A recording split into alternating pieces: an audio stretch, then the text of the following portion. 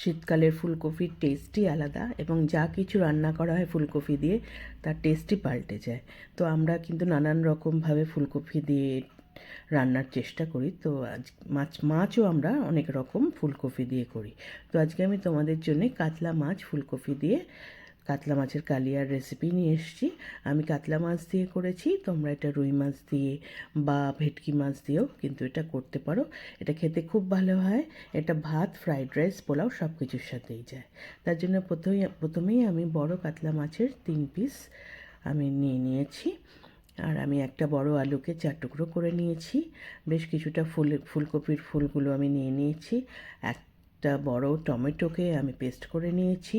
আমি সাদা জিরে রেখেছি, শুকনো লঙ্কা রেখেছি, তেজপাতা রেখেছি। আমি বড় ঠিক না, মিডিয়াম সাইজের 2টো পেঁয়াজকে কুচিয়ে রেখেছি। 1 চামচ আদা বাটা, 1 চামচ রসুন বাটা, আর আমি 1 চামচ জিরের গুঁড়ো, 1 চামচ ধনের গুঁড়ো, লঙ্কা গুঁড়ো 1 চামচ, 1 চামচ হলুদ গুঁড়ো রেখেছি। ওটা জল দিয়ে আমি একটা পেস্ট করে নেব। প্রথমেই কড়াইতে সাদা তেল দিয়ে আগে আমি আলুগুলো দিয়ে দিলাম।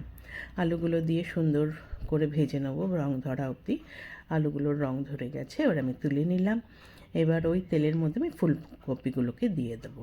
ফুলকপিগুলো প্রথমে আগে তেলে দিয়ে একটুখানি নাড়াচাড়া করে একটু তেলের সঙ্গে মিশিয়ে নিয়ে তার মধ্যে একটু নুন দিয়ে দিলাম, একটু হলুদ দিয়ে দিলাম। এতে ফুলকপির কালারটা খুব সুন্দর আসবে আর নুনটা ফুলকপির মধ্যে ঢুকে যাবে। তো সুন্দর একটু নাড়াচাড়া করে ফুলকপিগুলো বেশ সুন্দর রং ধরবে, আমি ততক্ষণ ভাজবো। দেখো সুন্দর রং ধরে ফুলকপিগুলো ভাজা হয়ে গেছে, আমি তুলে নিচ্ছি। এবার ওই তেলের মধ্যে আমি আর একটু সর্ষের তেল দেব, কারণ এবার আমি মাছ ভাজবো। তেলটা গরম হলে আমি মাছের পিসগুলো তেলের মধ্যে দিয়ে দিলাম। বেশ এপাশ ওপাশ করে কিছুক্ষণ ধরে একদিক ভেজে উল্টে দিয়ে যেভাবে আমরা মাছ ভাজি সুন্দর করে কিন্তু মাছগুলোকে ভেজে নিতে হবে। মাছ সুন্দর ভাজা হয়ে গেছে, তবে খুব কড়া করে না ভেজে এরকম হালকা করে ভাজলেই মাছের টেস্ট ভালো লাগে।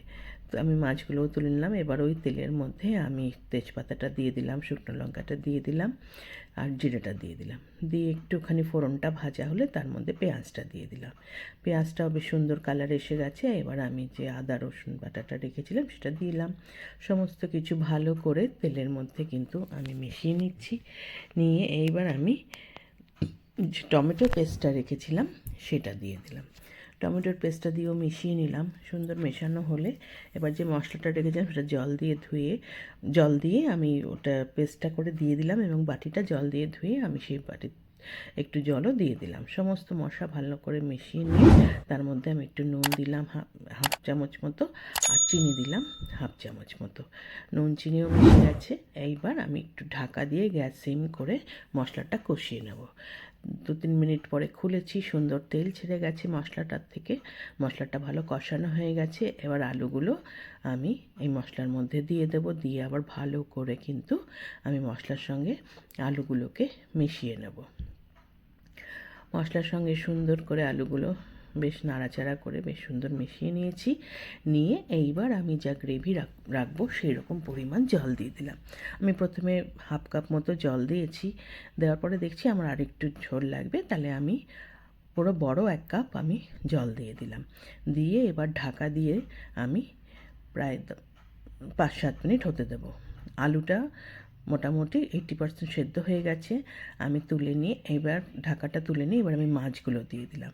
মাছগুলো দিয়ে আমি ফুলকপিগুলোকেও কিন্তু ওপর থেকে দিয়ে দেবো। এই জন্যে আমি ফুলকপিগুলোকে সুন্দর করে ভেজে নিয়েছি, কারণ ফুলকপি বেশিক্ষণ ফোটালে কিন্তু ফুলকপি একদম ভেঙে যাবে। তো এইভাবে মাছের মধ্যে আলু ফুলকপি দিয়ে ওপর থেকে 2টো কাঁচা লঙ্কা দিয়ে আমি ঢেকে ঠিক 3 মিনিট মতো আমি আর হতে দেবো, যাতে মাছের মধ্যে ঝোল টোল সব ঢুকে যায়, মশলা ঢুকে যায়, এবং আলু ফুলকপির মধ্যেও সব কিছু সুন্দরভাবে মিশে গিয়ে ঝোলটাও বেশ সুন্দর ঘন হয়ে গেছে।